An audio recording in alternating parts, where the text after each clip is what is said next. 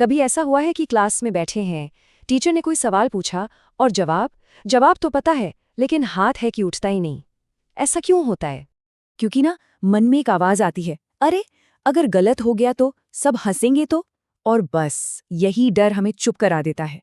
पर एक मिनट, जरा सोचिए, यही सवाल अगर कोई दोस्त पूछता तब तो हम फौरन जवाब दे देते, बिना एक सेकंड सोचे, है ना?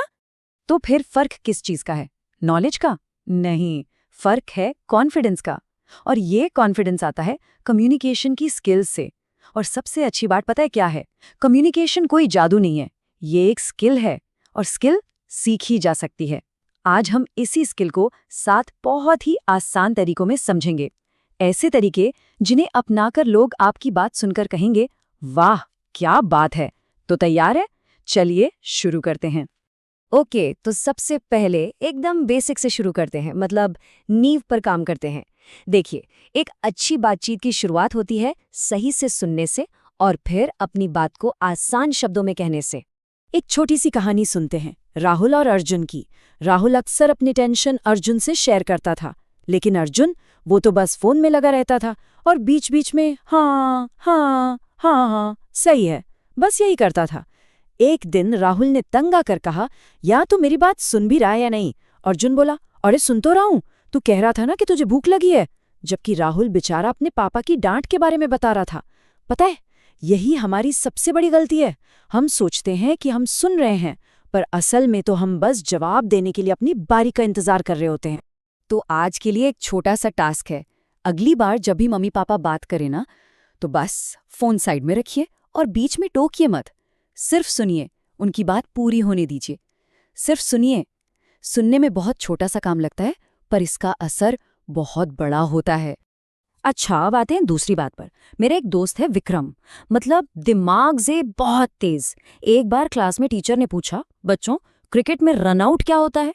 विक्रम फट से खड़ा हुआ और इतना लंबा, इतने मुश्किल शब्दों वाला जवाब दिया कि पूरी क्लास का सिर चकरा गया। किसी को कुछ समझ नहीं आया। फिर रिया खड़ी हुई और उसने बस इतना कहा, सर सिंपल है, बैट्समैन क्रीज पर पहुंचने से पहले ही स्टंप्स पर बॉल लग गई। बूम! पूरी क्लास को 1 सेकंड में समझ आ गया। तो यहां से सीखने वाली बात क्या है? सिंपल बोलो, छोटे छोटे सेंटेंस, एक बार में बस एक आइडिया। एक बात हमेशा याद रखना, अगर सामने वाला कंफ्यूज हो गया ना, तो मतलब आपकी बात उस तक पहुंची ही नहीं, फिर चाहे आप कितने भी सही क्यों ना हो। ठीक है, तो हमने सुनने और सिंपल बोलने की बात तो कर ली। अब आते हैं डिलीवरी पर। मतलब आप क्या कह रहे हैं वो तो इम्पॉर्टेंट है ही, पर आप कैसे कह रहे हैं वो भी उतना ही, बल्कि शायद उससे भी ज़्यादा इम्पॉर्टेंट है। और इसमें 2 चीज़ें बहुत काम आती हैं, आपकी बॉडी लैंग्वेज और कहानियां सुनाने का अंदाज। चलो अभी साथ में एक छोटा सा एक्सपेरिमेंट करते हैं। जहां भी बैठे हैं एकदम सीधे बैठ जाइए, कंधे पीछे, नजरें सामने और हाथों को खुला रखिए, मुट्ठी मत बांधिए। कैसा लग रहा है? थोड़ा कॉन्फिडेंट फील हुआ है ना? देखिए, आपकी बॉडी भी बात करती है। जब आप ऐसे झुके हुए होते हैं ना, तो लगता है कि कॉन्फिडेंस ही नहीं है। तो बस ये 3 सिंपल चीजें ठीक करनी है। 1, सामने वाले की आंखों में देखिए। 2, सीधे बैठिए या खड़े रहिए। और 3, अपने हाथ खुले रखिए। अच्छा, एक सवाल पूछता हूँ। 2 बातें हैं, बताना कौन सी ज्यादा याद रहेगी। पहली बात, ईमानदारी सबसे अच्छी नीति है, ओके? दूसरी बात, एक राजू नाम का लड़का था जिसने दुकान से एक टॉफी चुरा ली, पर वो पूरी रात सो नहीं पाया। उसे इतना बुरा लगा कि अगली सुबह वो दुकानदार के पास गया और सब सच सच बता दिया। अब बताइए, कौन सी बात याद रही? राजू की कहानी है ना? बिल्कुल। बस यही तो है कहानियों की ताकत। लोग फैक्ट्स भूल जाते हैं, डेटा भूल जाते हैं, पर कहानियां हमेशा याद रहती हैं। और अपनी बात को कहानी में बदलना बहुत आसान है। बस ये 3 स्टेप वाला फॉर्मूला याद रखिए। क्या हुआ यानी सिचुएशन क्या थी, फिर आपने क्या किया यानी आपका एक्शन क्या था, और आखिर में उससे क्या सीखा, मतलब लेसन क्या मिला। बस आपकी कहानी तैयार है।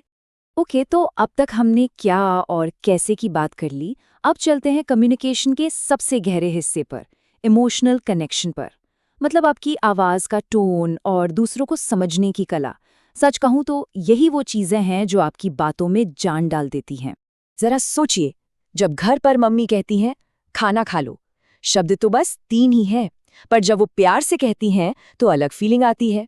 जब वही बात गुस्से में कहती हैं तो माहौल ही बदल जाता है, और जब मजाक में कहती हैं तो हम भी हंस देते हैं। देखा, शब्द वही पर एहसास एकदम अलग। यही है आपकी टोन का जादू। याद रखिए, आपने क्या कहा वो सिर्फ आधी बात है, आपने कैसे कहा बाकी आधी बात वो है। और ये जो टोन है ना, ये आती है एक बहुत गहरी चीज से, जिसे कहते हैं एम्पैथी। अब ये एम्पैथी क्या भला है? सिंपल भाषा में कहें तो बोलने से पहले एक पल के लिए सामने वाले की जगह पर खुद को रखकर सोचना। ये सोचना कि वो ऐसा क्यों सोच रहा है या ऐसा क्यों फील कर रहा है। चलो एक एग्जाम्पल लेते हैं। मान लीजिए पापा से नया फोन चाहिए। तरीका नंबर 1, पापा मुझे फोन दिलाओ। अब तरीका नंबर 2, पापा मुझे पता है आप फिक्र करते हैं कि फोन से मेरी पढ़ाई डिस्टर्ब होगी, पर मैं प्रॉमिस करता हूं कि मैं सिर्फ वीकेंड पर यूज करूंगा। आप चाहें तो पहले मेरा इस बार का रिजल्ट देख लीजिए। अब ईमानदारी से बताइए, कौन से तरीके में फोन मिलने के चांस ज्यादा हैं? दूसरे वाले में, राइट? यही है एम्पैथी की पार। तो हमने बात की मजबूत नींव की, फिर बात की जबरदस्त डिलीवरी की, और फिर इमोशनल कनेक्शन की।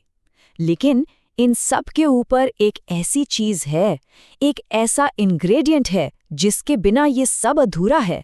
एक ऐसी चाबी जो इन सारे ताले खोल देती है, और वो है प्रैक्टिस। देखिए, कम्युनिकेशन स्किल बनाना ना बिल्कुल जिम जाने जैसा है।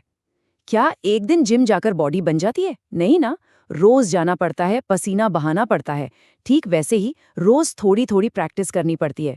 ये कोई एक दिन का काम नहीं है, पर हाँ, एक दिन जरूर हो जाता है।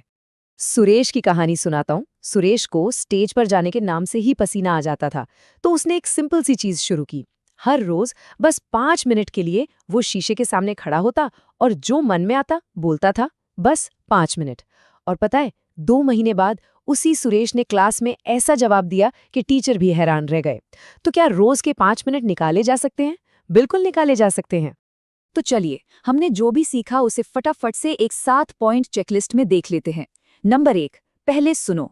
2, सिंपल बोलो। 3, अपनी बॉडी लैंग्वेज सुधारो। 4, कहानियां सुनाओ। 5, अपनी आवाज के टोन पर ध्यान दो। 6, एम्पैथी का इस्तेमाल करो। और सबसे जरूरी 7, रोज प्रैक्टिस करो।